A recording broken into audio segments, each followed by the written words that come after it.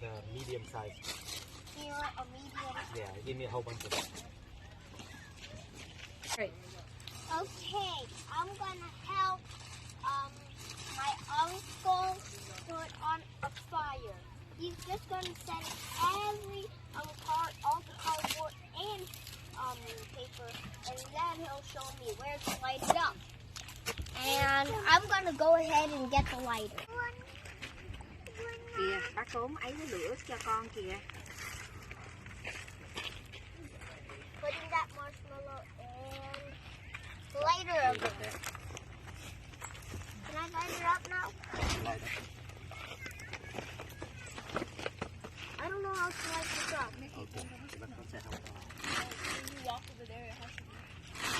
That's the one right here.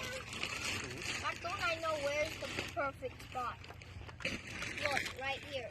This is the Yeah, perfect. can light up now. Let's see. Is this Gardner State Park again? Yes.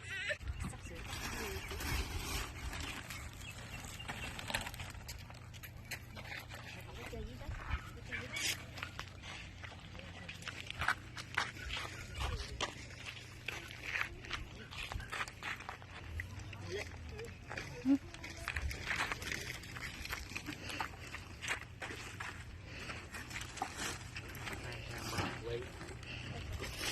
Phải chờ lúc nào tháo ra mình đi. Cái đốt lên.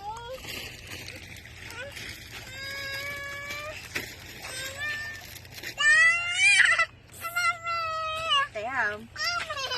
Có té không? Té không? No way nữa hả? Rồi, ra đi. Rồi, enjoy đi. Ooh, there's something we can have. Free. It's so free. Could be dirty. It's okay. Is there any gloves? Wait. Nó đừng có đụng vô. Cái đó cái mát mà nó cắt của Chưa. Maggie, nhưng mà ấy could be dirty, đừng có đụng vô. Okay.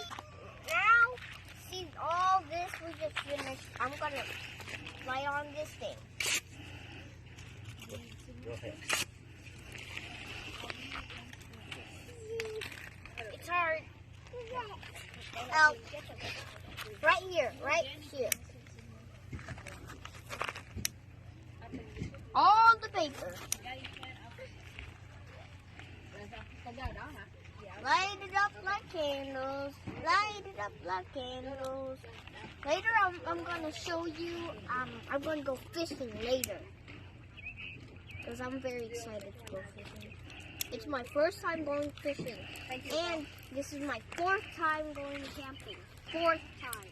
Kẹo. Kẹo. Yeah.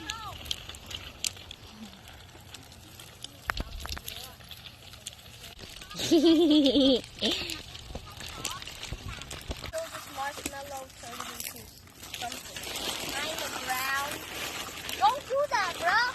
Bro, it's not a magic Cái wand. chừng nó dơ dơ. Ê, ê.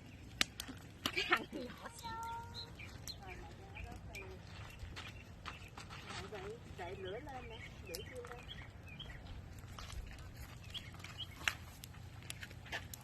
Marshmallow and roast it into pieces. Okay. Thank you. I'll do this. Mimi, I'm going to làm cái này cho Mimi, okay? Để thôi. Why do I hear Bigfoot? Đó, con để vậy thôi Tiên. I hear Bigfoot.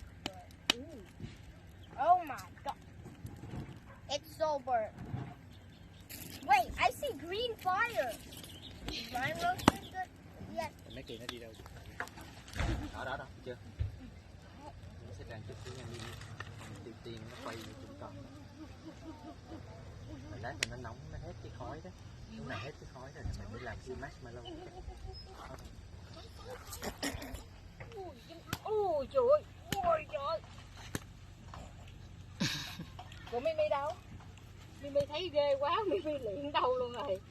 Bác Tốn đang đi làm cái cây dài hơn cho Mimi. Đây nè.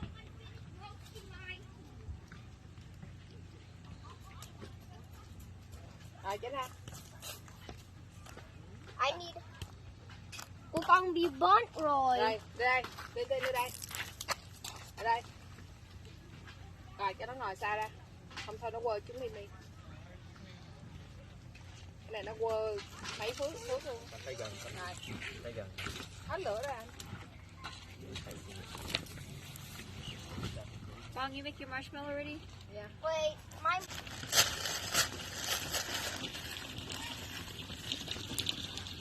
I'm gonna make two more.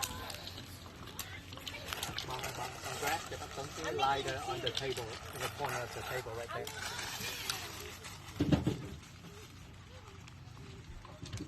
Okay, thank you. I'm making two marshmallows. Sao rồi con muốn rồi. Đây là một cái thôi. I'm not going to làm một at a time. Or I can do this. No, để nó chảy thành một. Nó đang có lửa rồi kia đó, chảy xuống. Chắc cũng thích nha.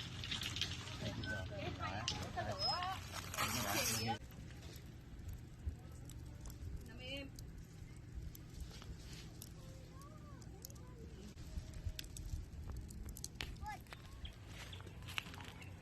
Why do I have to be Bigfoot? I mean, Trong này đi học là đánh trống được. Nó là dạng là hầm bà lằn xá cấu á. Nó biết đốt kìa, biết chưa?